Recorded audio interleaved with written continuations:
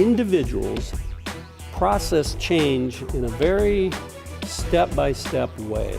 Most of us, because of the way our brains work, if we're going to undergo the pain of changing the patterns and the extra work it takes, we start with needing to understand, well, what are you even talking about? We call this awareness stage. What is the issue on the table and what are we proposing change?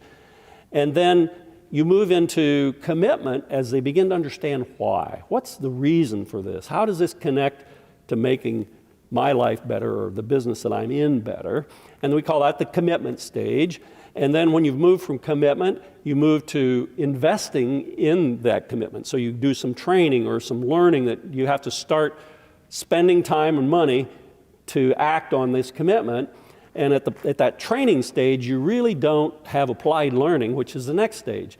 Applied learning is, okay, I've been trained and now I'm starting to practice this thing and I'm starting to take all these things that I used to do one way in another and I'm gradually trying to turn those into habits. And it's the applied learning that's where the real learning takes place and it's where the pain is in terms of having to adjust the way you do things.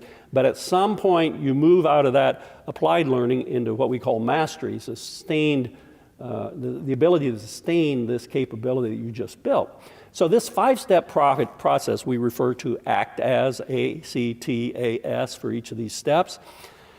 When we implement a program like this, what we've learned is that the way to do it is not a big bang approach. You work with one team, one department at a time, and say, let's go through awareness, let's go through commitment when you want to go through training. And the group as a whole looks at each other and says, yes, we're ready to go to the next step. We never ramrod this in. It just simply does not work.